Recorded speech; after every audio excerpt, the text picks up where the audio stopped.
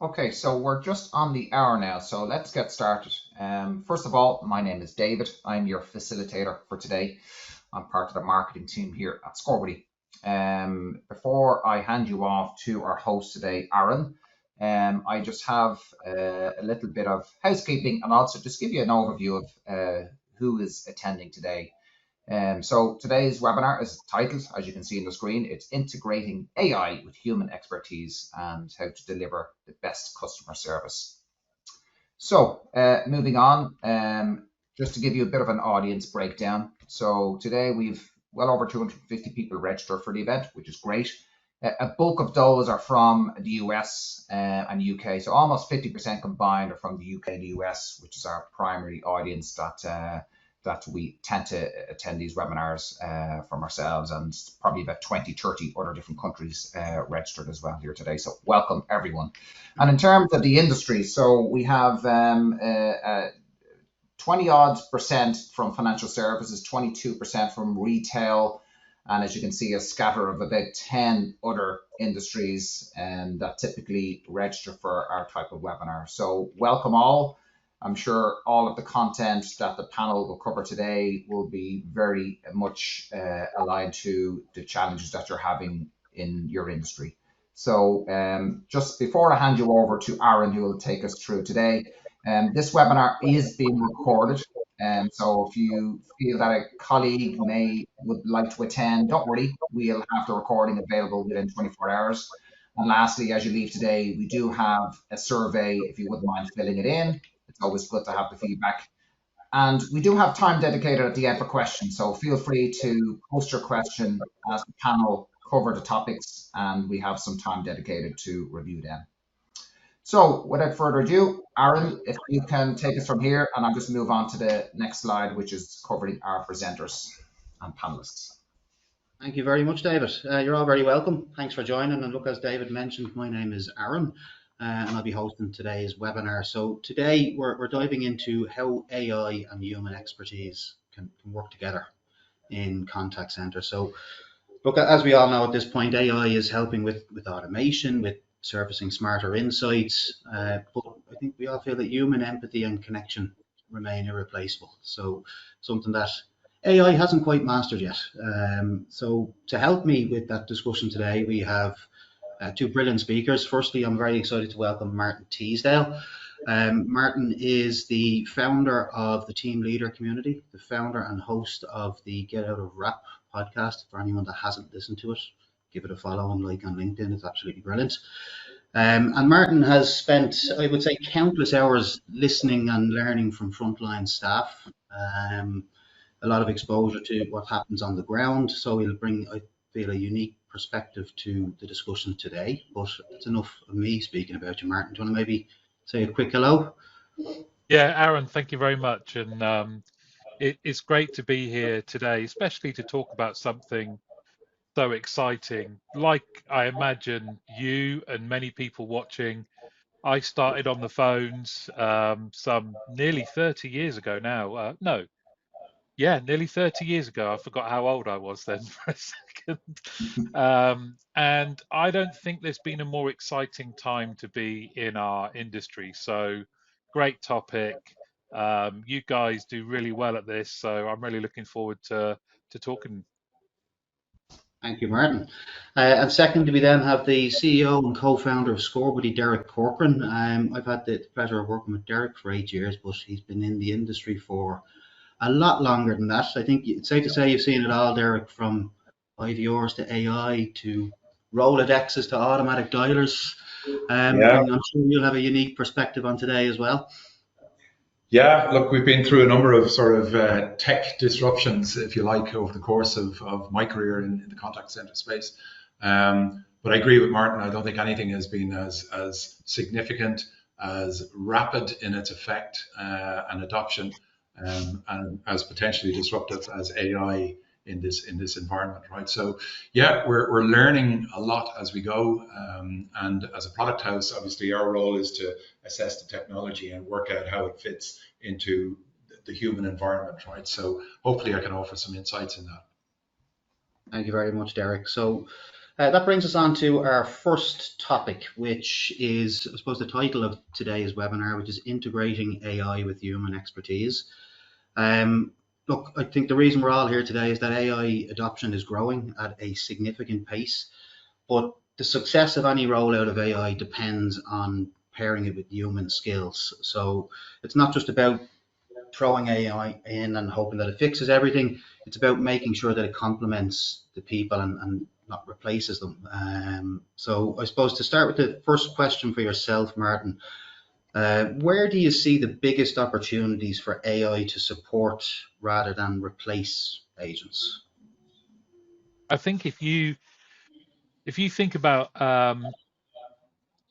elite people, elite businessmen, elite athletes, and the support functions they have around them, we now have the ability to provide our customer-facing colleagues and team members and agents and team leaders with support functions that they never had access to before. So many times I talk to team leaders in the team leader community, and their biggest frustration is that they can't get to their team to be able to coach them because they are completing administrative tasks that don't necessarily add value, that they repeat all of the time. Something like that is perfect for AI to be applied. I genuinely think it starts with, what are you trying to achieve? Are you trying to deliver a better service to your customers through enabling your teams?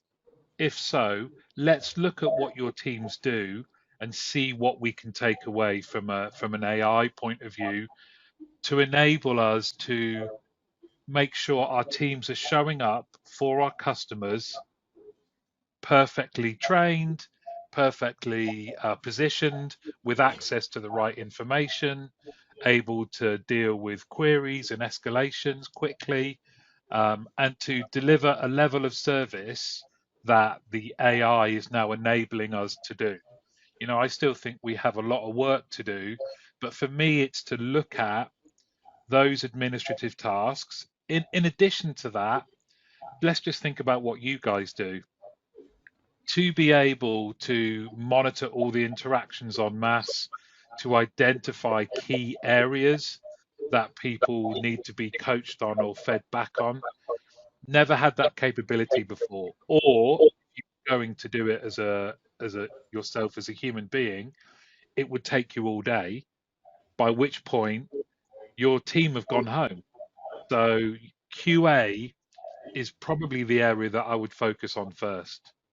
I would say, you know, let's really look at how we can use technology and AI to identify what's happening and to pull out some of those really key coachable areas that our teams are then able to talk about and improve, and then you can monitor it again to see if it's been done. QA would be, for me, the area to focus on first. Perfect. Thank you, Martin. Anything to add to that, Derek? Yeah, look, you know, again, I suppose we see it through two lenses, operational and technology, right? So, you know, in terms of where the technology is going to sort of start hitting the human side of it, I think real-time assistance, Martin, I agree with you, you know, that sort of in-the-moment support that is helping direct the conversation, or at least to support the outcome in terms of the agent's delivery, right? But that's difficult at times to manage. It's a bit of a cognitive overhead for an agent to have something flashing at them in the corner, right? So there is that reliance on institutional knowledge that you only get by working in an organization, whether it's product knowledge or policies or otherwise. And I think that's where the agent brings that extra CX experience, right? So I think the real-time assistance will definitely support the agent, but the agent's inherent institutional knowledge is going to be the thing that makes the difference. In the QA world, there's sort of 2 to 3 aspects of the technology. There's the automation piece, which is, okay, I can look at all the conversations now, not just 2%. And I can probably automate, I don't know, 50 to 60% of the typical questions I would need to ask in a typical evaluation, scorecard evaluation, right? But the AI allows you to look at 100% and to deliver that automation. It still means that 40% of the questions that we see in typical scorecards need to be adjudicated by a human evaluator. So either the information that they need is not in the conversation, it's outside of the conversation, or the AI is too clinical and there's a subjectivity required in terms of assessment. So we see a hybrid world where there's going to be a proportion of automation, but there's still the requirement for the nuances of a human evaluator, right? But the advantage is that it's giving you 100% coverage, whereas you had 2% previously. So your decision making is based on a much bigger sample, and therefore it should be more accurate in the outcomes. The third area I think is recommendations, right? So AI is particularly good at doing lookbacks and discovery. It's difficult for a supervisor and evaluator to put a coaching plan together based on 10 conversations, right? If you could do that on 100 conversations or 1,000 conversations, then it's going to be much more relevant and personalized for that individual. So AI is really good at consuming large amounts of content and summarizing it, right, and making those recommendations. So I think those are probably the three areas you're going to see most impact. And I think if you think about the applications of what you've just talked about, it's also exciting to think about what's possible going forward. So taking all of that and saying, we want to devise a plan that allows our new starters to really get ahead of some of the common faults that happen in QA. And that speed to competency, we're always trying to chase that and improve that and decrease it. But to forearm people with the key areas based on tens of thousands of customer contacts and say these are really the areas we want you to focus on and we're going to train you on, has huge implications, positive ones. Yeah, agreed. Absolutely. Thank you both. Perfect. So look, I suppose that brings us on nicely then to topic 2, which is balancing AI with the human touch. So look, I think it touches on something you both mentioned there, that AI is great with the routine tasks and looking after the mundane side of things, but I think humans build trust and loyalty when speaking directly to customers. So balance is critical, and I think too much automation can harm customer experience. I think we've seen a lot of real life examples of that over the past year in particular, handling difficult conversations. The AI just can't seem to cope too well with that side of it. And I'm going to start with a question for yourself then, Derek. How are you seeing companies blend automation with empathy effectively? Yeah. Look, to pick up on that point, Aaron, you're right.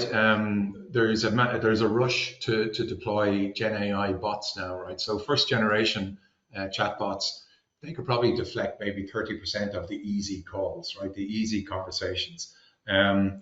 With Gen AI bots, you'll probably move that. What we're seeing from customers is you're probably going to move that to somewhere between 50 and 60%.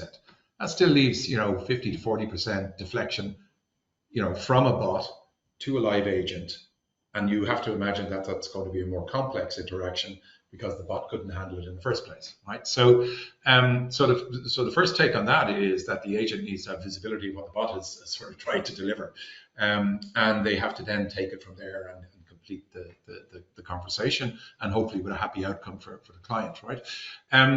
So you're going to have an overflow of these partially serviced conversations landing on agent desktops and them having to deal with that. So that's where I suppose the empathy and the capability of the agent come into play. It also emphasizes something else in the workflow, in that how do you manage the bots? How do you make sure that the bots are doing what's expected of them and not doing brand damage as you described, right? And so QA in that context, we're interested in what the bot said as much as we're interested in what the agent said. So the bot now becomes part of the data set that we're looking at to say, well, okay, was that an appropriate outcome? Did the bot get it right? Just because the call closed doesn't mean the person went away happy, because consumer went away happy. So I think agents are really important in that role. Also, it elevates the evaluators who are normally carrying out the QA evaluations in a way that's different, right? So, whilst the automation piece is going to free up a lot of headcount to do other things, those evaluators become really important now, looking at not just the agent body, but also the Gen AI bots that are having increasingly having conversations with the customers. So, in terms of roles, the evaluator's role is becoming enhanced, right? But they're probably going to have to learn some new skills in terms of understanding how the AI interacts, and so to look for those problem areas, Perfect. Just another reason why, throughout my career, I've always found that evaluators, QA teams, there isn't a better positioned team to understand what's happening with your customers. And you'd have very, very senior leaders going out and asking for market research to be conducted, customer focus groups, and walking past the QA team on their way to facilitate that. And you'd say, listen, take a left here, go and sit down with these evaluators, because they truly understand what's happening with your customers and how your teams are interacting with them and what the key issues are. And now they're doing the same thing, as you said, Derek, with bots. I think we have to really think about the customer journey as well. And I always think it's very interesting with deflection. If that reason for the contact with a company is transactional, I think most of us, we're all customers, right? Most of us are quite happy to deal with a bot as long as it gets our outcome done, if quickly and efficiently. We're all quite happy, regardless of generation. The moment there's a level of urgency, or the moment there's it's an emotive reason for contacting a company or a service, we do not want to deal with bots. Or if we do, we want to be able to get to a human agent quickly. And evaluators, with the assistance of AI, can really help with understanding what our customer journeys are like and how we can deal with those transactional contacts efficiently. No problem, great. They don't need to contact us. They're dealt with quickly. But there might be some clues that maybe that first contact isn't as transactional as we think. Evaluators might be able to identify. We need to give people a quicker route to escalate from a bot to a live agent. So that whole, it brings so much in. This topic brings so much in. Your customer journey design, customer behavior, customer experience. But I think one thing that will stand the test of time is, to your point, Derek, the importance of evaluators. Yeah, I might add to that, Martin, just as an example that we saw in real world, right? So there's a very efficient bot. We use it on our support desk, on our support tickets for Scorpio customers, right? And it does a great job. And there's two things, though, that are noticeable. For the calls that come through and are deflected, you start looking back and go, well, why did that happen? Why didn't the bot handle that particular query? And in some cases, the bot is working off a knowledge base or a group of knowledge base articles in the background. And what we discovered was that two articles were very similar. They used very similar language to describe two different features, right? And the bot got confused, and it gave advice from this article when it was related to this. So at a very simple level, managing your knowledge base, which the bot is feeding off, becomes a task, right? And it's a more important task now. The agent probably, if they were using the same knowledge base, would have gone, oh yeah, I know what this is about, that's about this, right? But the bot doesn't know that, right? So in terms of moderating the bot behaviors, that at a simple level, that's one particular thing that we caught, right? Just by checking, okay? The other thing that it sort of elevates is, and calibration, for any of the professional QA teams out there listening to us, calibration is a day-to-day, it's a month-to-month, week-to-week thing. And it's really designed to keep all the evaluators more or less aligned, right? That, Aaron's a hard ass, so he marks hard, and Derek's a softie, so he marks soft. Anyway, we got to meet in the middle somewhere. So calibration is how you do that. And increasingly, what we're seeing is in the context of AI evaluators, right? So where the AI is doing the scoring, you absolutely have to have calibration so that the human evaluators are looking at the AI scores and going, wow, that's way off the mark, or actually that's bang on, let's keep doing that. And that feeds into then how you configure and adjust your AI scoring to make it align with what would be a human accurate score. So calibration has suddenly become really sexy when previously it was just it was a pain in the ass job you had to do once a week. So so it's interesting just how the emphasis is changing as these technologies roll out. We could have a whole separate conversation on calibration. Yeah. Yeah, I think just to add to that, I can't emphasize enough the importance of ensuring that you have that dynamic handover between the bot and the agents. And I think particularly in, like a point I mentioned originally, in emotionally sensitive scenarios, like we've all been stuck in loops on chatbots where you keep getting brought back to the start, and by the time you then eventually get to the agent, you nearly have steam coming out of your ears. So it's so important to have that streamlined. And then just to add to additional points that you mentioned there, like with the fact that the deflection rate is so much higher with the new era of AI, agents are getting more and more difficult conversations to deal with. So the importance of coaching and ongoing learning can't be emphasized enough. So yeah, thank you, Derek and Martin, for that. So brings me on then to topic 3, and I'm going to get the timer out for this one to make sure that we don't go over it, but enhancing QA through AI. So I think it's safe to say AI is transforming how we measure and improve agent performance. Real-time insights and auto scoring are changing traditional QA. So starting with yourself, Martin, how do you feel AI is influencing QA in your experience, and what impact are you seeing on the ground, particularly with the team leader community? I sort of touched on it earlier. I think QA has always been a superpower within contact centers and operations, and companies that understand that get ahead. Now what we have is this superpower being given a super engine. And what I would love to have been, what team leaders are telling me right now in the community is the richness of what they are receiving in order to be able to go and coach is fantastic. Whereas before, let's say you're a team leader and you are coaching someone in your team, or you're getting feedback from an evaluator, or you've done the QA yourself, and you're trying to find things to coach on. Let's say this agent in your team is experienced. One of the things Derek mentioned earlier was I might go back and look at 2 calls, or the human evaluators looked at 4 calls this last month.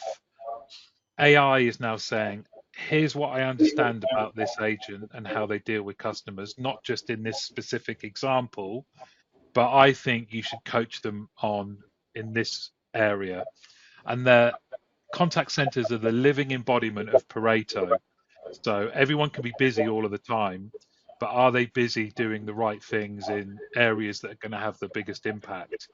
And I think having coaching ready feedback is amazing, and it's such a big area, and you have absolute certainty that everything's been covered.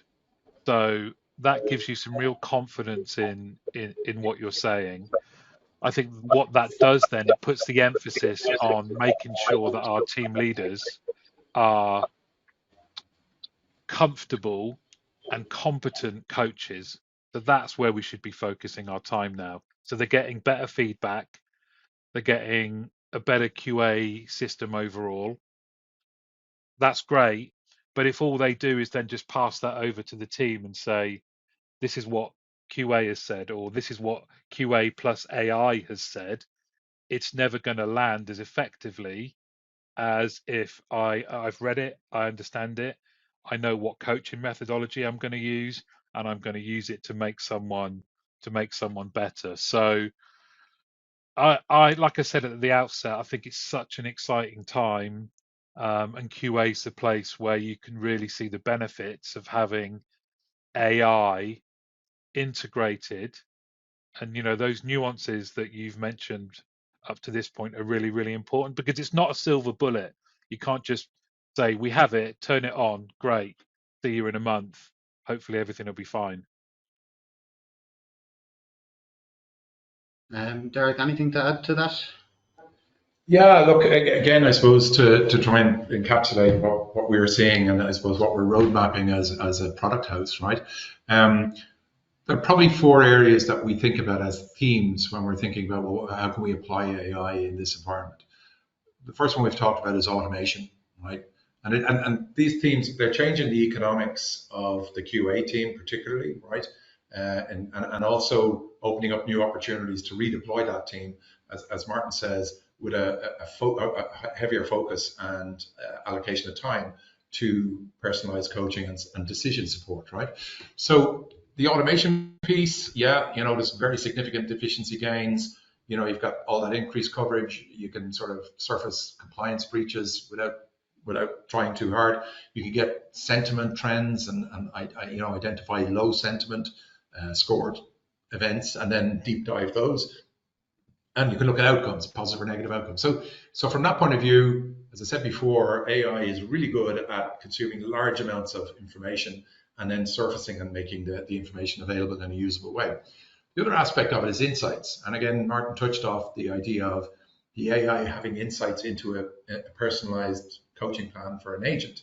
But it can also have insights into the overall data set. So, in our world, we use conversational analytics to surface the reasons why customers are contacting the brand. And, if you know that 30% of your calls last month were to do with submission cancellations, that's a big topic for any organization, right? So to be able to identify that and for the AI to generate those sort of insights and maybe subdivide that into, well, these are the reasons why you were getting those cancellations, that's hugely valuable to any organization, right? Third area is augmentation. So, you have the situation where the team lead or the supervisor is running a team of 12, 15 agents. What can we give them to make their life a little bit easier and to make it more useful, right? And again, it's about the AI being able to very quickly do discovery and then, give them a list of their top performing agents and why, and some of the areas they might want to coach in terms of the underperforming agents. So things like that, augmentation is really important. And then the fourth area is, again, Martin touched off in the context of coaching, is recommendation, right? So, the AI being able to posit ideas for improvement, right? Whether that's in process, behaviors, product knowledge, or at an individual level in agents, right? And you could also look at it at team level. So you could imagine the AI would be looking at the team performance under a particular supervisor, and then providing that supervisor with information on how to improve that team. So those are the 4 areas: automation, insights, augmentation, and then finally recommendation. So that's where I think it fits. Yeah, and I think sorry, Martin. You go ahead, Martin. I was just going to say, you make such a good point initially around what can you do at a wider level, because I think whenever you've run a contact center, I'd love to know what we could do to improve overall our outcomes in this particular area. Now you can get factually based suggestions on areas that you could then go and investigate and do a deep dive on. Why? And then when you look at the teams, why are our top performers? What do they have in common? And how can we take that all the way back to recruitment and induction to identify those things and then train them in? The opportunities and capabilities now are, just so positive. Yeah, absolutely. Yeah, I think, look, it's been mentioned a couple of times, but AI, it's not only there for auto scoring, it helps with other things, for manual evaluations, for example. So let's say you have a QA who's come in and given their take on a 15-question scorecard. Quite often they can spend 10 to 15 minutes then trying to consolidate that data at the end of an evaluation. But you can now use AI to help generate that comment automatically. So there's a good example of AI and humans working in tandem. Other things like surfacing insights to agents as they log in, instead of them having to wait for maybe their weekly review or a coaching session. It's all there for them each time they log in. So very exciting times in the QA field. And thank you, Derek and Martin. You were below time on that one, I'm delighted to say. Brilliant. So we're on to topic 4, which is a really important one: preparing teams for an AI augmented future. So it's not just a tool, AI, it's a massive shift in how people are working in their day to day. So with that, teams are going to need support, training, and massively a mindset shift to thrive alongside the AI. So for this final question from myself anyway, Derek, what are the most important steps organizations should take to help agents work confidently with AI?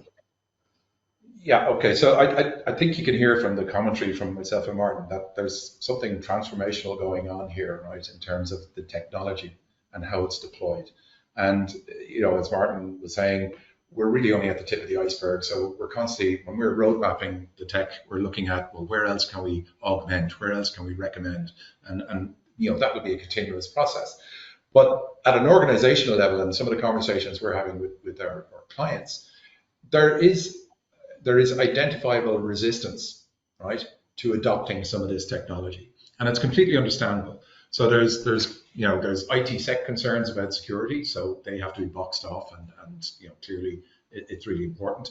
There's concerns about accuracy or bias within the AI models that might, you know, cause problems, because let's face it, in this scenario, we're using a piece of tech to evaluate a human person's, you know, an employee's performance. That's got, you know, risk written all over it, right? And so there are practical aspects, but they can be dealt with, right? So, you know, as I mentioned, moderation will keep the AI in check. Configurability will make sure that its accuracy is acceptable, and you monitor that. So there are ways around those issues, and we're seeing adoption rolling out.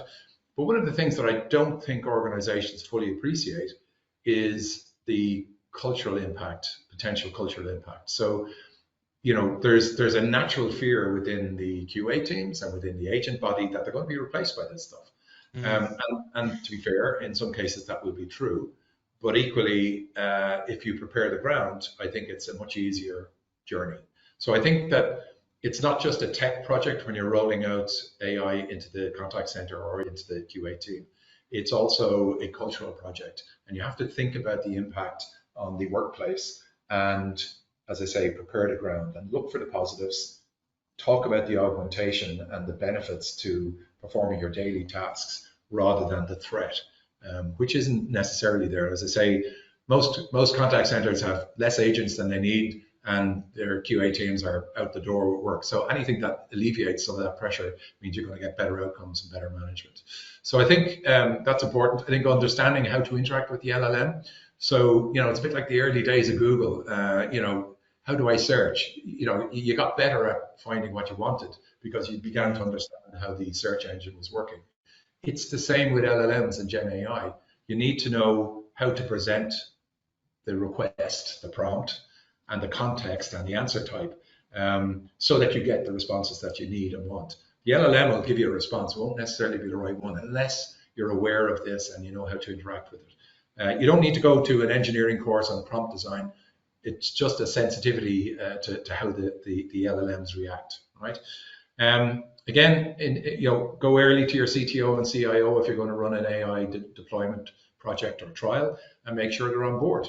You know, so ask the vendors the right questions about where my data is it being used to train the LLM? Of course, the answers should be it's very safe and no, it's not. But you need to get your CTO and CIO on board, right? And just be aware of the distrust, natural distrust that employees might have for the tech. And you know, obviously the conversations should be informed by that. So look, hopefully that's helped. Yeah. Thanks, Derek.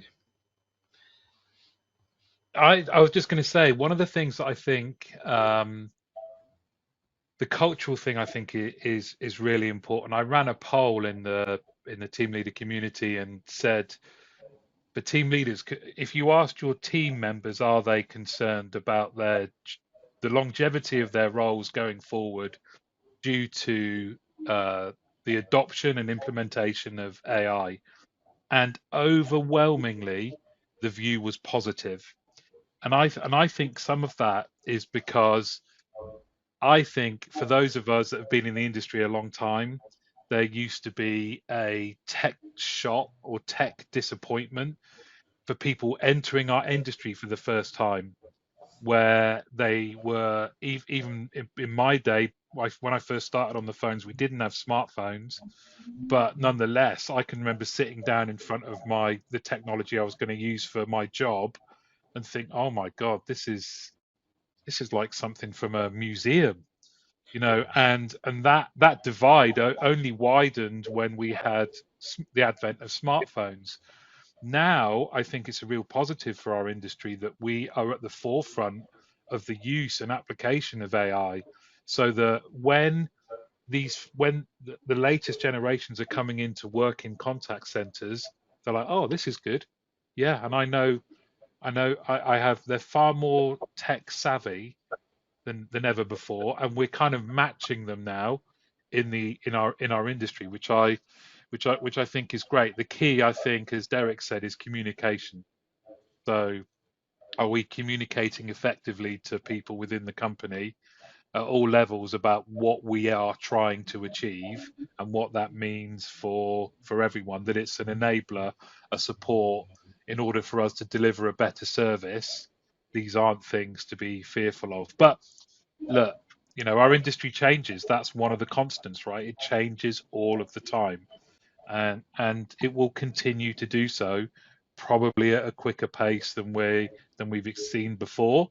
But that's not necessarily a bad thing. Yeah, agreed. I think it's a hearts and minds exercise as much as it's a technology exercise. And again, in my experience, Martin, these sort of waves of tech change hit us, but the agents still remain. Yeah. There's a chance that we'll see global numbers of agents slightly depressed by the rollout of some of the automated bots and so on. But the number of interactions is going through the roof. The number of consumer contacts is going through the roof. So I think there'll be a balancing, and I don't think QA teams are going anywhere. I think they're going to be, moderating, monitoring, and managing the AI front end deliveries channels, right? So I think it's a rich environment in terms of where the technology can take us. Well, you mentioned a phrase earlier about institutional knowledge, and that was to my point earlier on about the QA teams have that in spades, and now supported with AI, that team should have more kudos, should have a seat at the table, and should be utilized far more effectively than they are still in some contact centers.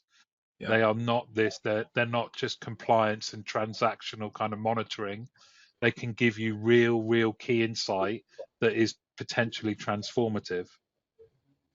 Well, we've always viewed the QA team as a huge, rich source of data, right? Now, it doesn't mean always that that it's easily accessible or easily visualized, but the data is there. It's and we've always viewed QA as a strategic tool rather than just an operational tool. Yeah. So totally agree with you. Yeah. Yeah. I think we couldn't have had a better segue into the first question from the audience. So look, just before I get onto that, Martin and Derek, thank you both. Some really nice insights there, and a lot of questions to get through from the audience. So on that point you mentioned about insights, Derek, Samantha has asked, we're already using AI for QA 15 months in now, and still a lot to do, but going well. Moving to this approach has come with such a large amount of data. So what would be your advice of how we can use this to best benefit our business and customers, as at times it feels like I'm just scratching the surface with what's available? So who wants to take? It is a challenge, no doubt, right? look, the way we addressed it in the Scorebuddy world is that we have an embedded BI tool, because we came across this problem with some of the larger customers, maybe, I don't know, 2 years ago. And we had a library of pre-canned reports, and they're fine for day-to-day activities, but they weren't really dealing with the volume of data we were generating. So, what I would say is, and I have no idea what platform is in use, but investigate, is there a BI plugin or some mechanism for, interrogating that information, building custom dashboards for specific tasks, and then sharing those dashboards within the organization. Like I say, it's the reporting piece that will make the difference, right? And a business intelligence tool, and most platforms would have some sort of export capability to connect with a BI tool. In our case, it's embedded, so it's much easier. But that's what I recommend. I would say as well, this problem is one that we've had for a long time, hasn't it? Even before AI, that kind of paralysis through analysis. And certainly from my own experience running big operations, the danger is you have people going off in all different directions, all valid, but not knowing where to start. If it were me, I would just go through it methodically. Choose one operational area you want to investigate, time frame it, see what that gives you, review it, and then move on to something else. So, just start methodically with a plan that you can amend. And I wish I'd had tools like you guys have at Scorebuddy that could help frame what that looks like and where I might go. But I would just say, just start, because it can be overwhelming, can't it? It can be absolutely overwhelming to think, oh my God, I've got all this data, it's all great, but where do I start? Yeah, I think to add to that, like, it's not just customer experience that benefits from that data. What other business functions can benefit from the insights? Like, it can inform marketing strategies, strategic business decisions, etc. So understanding who else could utilize it within the business. Perfect. Thank you both. So we have then another question from Pravash. So Pravash has asked, how do you think AI is helping or going to help KPIs like NPS and CSAT? Ooh, interesting. I'm not taking that one. I might offer a little insight. So obviously there's two aspects to this. So the AI, if you're using it as a front end virtual agent in the context of a bot, right? Then, and our experience within the organization here is that when we get NPS scores from bot related outcomes, they're generally lower than if our customer had spoken to a human, right? We think the reason behind this is that even though the bot may have resolved the ticket, that the human knows it's a bot and actually doesn't care much to give it a high score, right? Even though the outcome was a positive outcome, they're naturally disinclined. So your CSAT score, if you're only measuring the bot, is probably going to be 10 to 15% less than if it had been a human.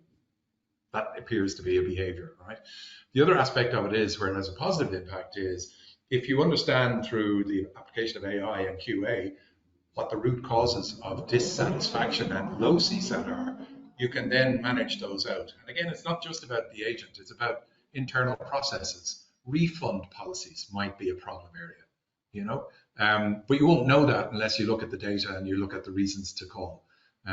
So I think on the positive side, yes, it will surface the reasons to call, allow you to do the coaching to manage those or the process changes to improve outcomes, and then by effect, then the CSAT scores. But like I say, if you're hoping your bots are going to get tens, it probably ain't going to happen.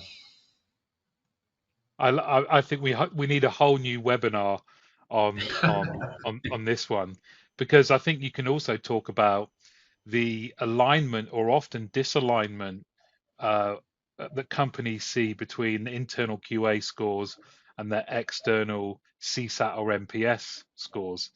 and you know that they're measuring different things in different data sets at different times in a customer journey, and saying, why is our QA score different to our CSAT score? Well, it probably should be, because you're managing two different things, and perhaps AI will help bring that together. But you know, I think the key to customer satisfaction sits within QA. Absolutely. Brilliant. So then two more questions, and the next one is from Shuruk, and Shuruk has asked, one of our concerns is AI access to supporters' data. So I'd like to understand what the AI QM would look into if supporters share personal details, i.e. name and address, during the calls. Are these informations held by Scorebody somewhere? And I could probably take the start of that, and maybe if you want to add to it, Derek. But depending on the system that you have in use, we rolled out recently a functionality called PII redaction, where essentially you're in control of excluding certain items from conversations. So whether that's name or address, you can either choose to have it grayed out, blacked out, replaced with other wording, etc. But you know, that's there for that particular reason. Any concerns around personal data, there's a functionality there to help exclude it. Yeah, the other aspect of that is, and again, we've only recently rolled this out for certain integrations, so you know, it depends on what front end system you're using. But in some cases, the front end system will provide that PII redaction, and so we don't see that information coming into Scorebody. If it does reside in Scorebody, just for comfort, be aware that it is encrypted in storage. So we haven't got access to your data, we can't read your data, and it's very specific. The encryption key is very specific to each instance of Scorebody. So each client has a different encryption to the other client. So you know, the data at rest in our servers is absolutely, you know, secure. But we recognize that even within organizations, there's a sensitivity to personal information being exposed. And so we're rolling out this PII feature across the integrations. But it'll take a little bit of time to roll it out fully. Yeah. Brilliant. And then we have a question from Hugo. So Hugo has said that a big problem for them is giving team leaders instructions and QA insights and agents, but then failing in their expectations on training and feedback to agents. So some would just simply forward on QA notes without reading it, or penalize an agent for not being efficient on a shift but not understanding the check first. So Hugo's asking, how do I transform my leaders' critical thinking and ability to give feedback and training? And I have to get this step done first before getting an awesome tool like Scorebody. I had to get that part in. Thanks, Hugo. I might pass that to Martin, yeah. They can join the team leader community for sure. But all joking aside, you know, this is something that we spoke about during the start of this this webinar, was AI. Now, if we're a relay race team, we're a 4x100 team, we are now getting the baton passed to us at massive speed. So we have to make sure that the final leg, that fourth runner, which in this case is the team leader, is really well equipped to know how they're going to take this, the lead that they've been given, and run through the finish line. And that's where it's never been more important to spend time developing and really looking at emotional intelligence, cultural intelligence, leadership skills, because you know that's one area where AI, right now, it can help support it, but in terms of the personal relationship that team leaders have with their team and how they can make them better, you know, I think it's more important than ever to invest in their development, which again can be supported by AI. You know, we have to rise now to the level of data and insight that we're getting. Otherwise, like I said earlier, you're just passing it on without much thought, and it's not going to land effectively unless you are there helping interpret it, the nuances that we mentioned before. Do you know what this means? Do you know how I can help you? I understand as a human being with one of my team members whether they need the carrot or the stick based on the information that I've been given. the power of human relationships, if anything, has been highlighted as even more important by the development of AI. So we really, really have to lean into that, however that looks, not just the team leader community. I agree with you, Martin. I mean, I think one thing I would say though is that if the AI is taking some, every supervisor or team leader I've ever met has been under pressure, right, on a day-to-day basis. If we can release some of that time and pressure by making their job a little bit easier in terms of augmenting what they do, improving the discovery process, so giving the information very quickly without a lot of effort to understand who needs to be talked about in relation to what. I think that if you can mobilize your team leads to use that time that's been given back to be more engaged with the individual agents, I think that would help. I think also what we'll be rolling out shortly in our roadmap is the ability for the agent to press a feedback button, if you like, in their dashboard that will give them the equivalent of a conversation with a team lead that says, "Hey, you're great in these areas. Here's a couple of examples of great work you've done in solving that problem. Here's a couple of areas that I've noticed. This is the AI speaking, that I've noticed you need a bit of work. And by the way, I suggest you talk to your team lead about the following." So the agent on demand can get a snapshot view of what they might need to think about, right? So that might take some pressure off the team lead relationship as well, and hopefully it would enhance it depending on how it's deployed, right? So I don't know if that helps, but yeah, just some thoughts. That function sounds brilliant, and just think of the application for if you've got hybrid teams or remote workers, that they have access to that. I think that's great. Yeah, perfect. Time for one more question. We'll go over it. It's a good one. It'll be worth the wait. So this is from Thor. So Thor has said, coming back to the subject of job security, mentioned earlier regarding AI technology, do we feel the use of AI within the call center is at risk of receiving some pushback down the line as people steer back toward personal interactions like that seen in the banking world following the closure of branches? Okay. Look, IT security is at the center of everything we do as a SaaS company and a platform provider, right? So it's a daily topic for us, right? It's less of a daily topic for our customers because they feel secure and obviously we keep them informed. As I mentioned earlier, some of the resistance to adoption within our customer base, it's interesting. Customers who are coming to us new from the marketplace, say, and have adjudicated a number of vendors and they decide to work with us, they sort of got their head around the IT sec stuff already. They know what they want. They know the implications of it. They've done a risk assessment. They've done their checks and balances. There's probably a DPA that's been filled out somewhere along the way. And so they're comfortable with the security aspects of the AI behaviors. For existing customers, in some cases, we've seen internal committees where all AI projects have to be assessed, and they're very tightly controlled. And that's right across the board, whether it's personal AI, tools or within platforms. So that's the other extreme.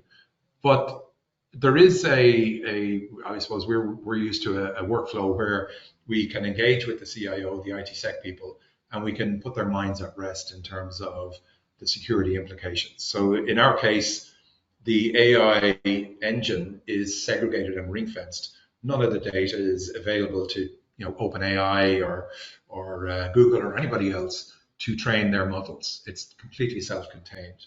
So that's one of the prime protections in terms of customer data, right? But it is a valid risk and it is a valid concern, but it can be addressed if you ask the right questions and engage with the CIOs early. Perfect. Martin, anything you want to add to that before we close off? I think customers are always going to want to talk to human beings at some point in their day-to-day, month-to-month world.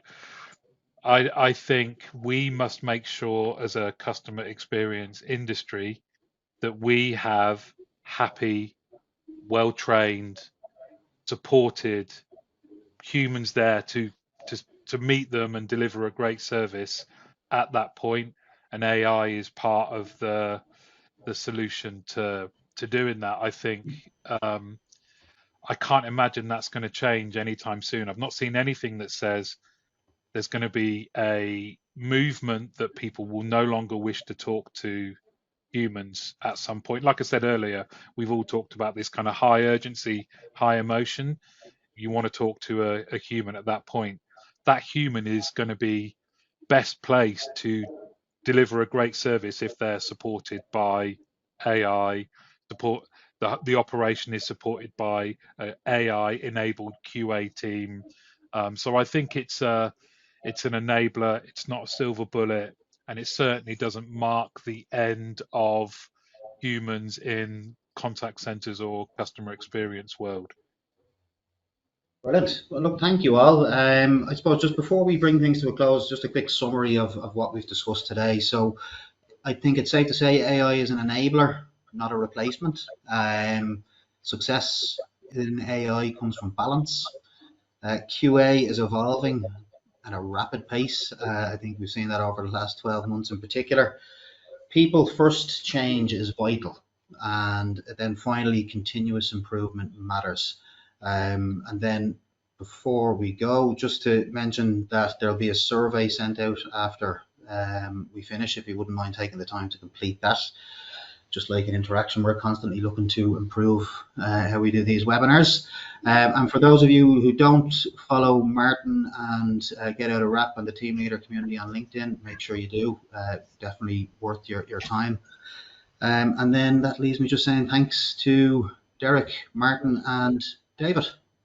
Great. Thanks all. Thank you. Thanks again. Thanks everyone for attending as well. Brilliant. Great questions. So, and lots of the love hearts there popping up, all the emojis. So, yeah, fantastic session. Thanks again and have a good day. Thank you. Bye-bye.